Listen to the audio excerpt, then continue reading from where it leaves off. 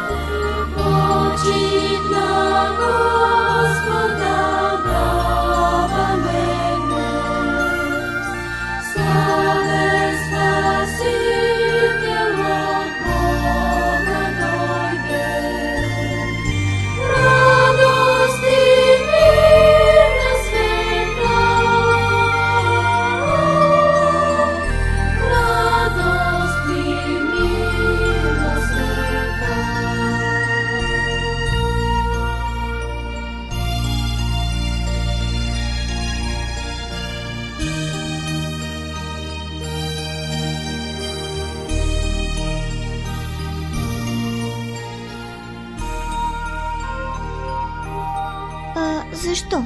Защо нощта преди Рождество се нарича Бъдни вечер?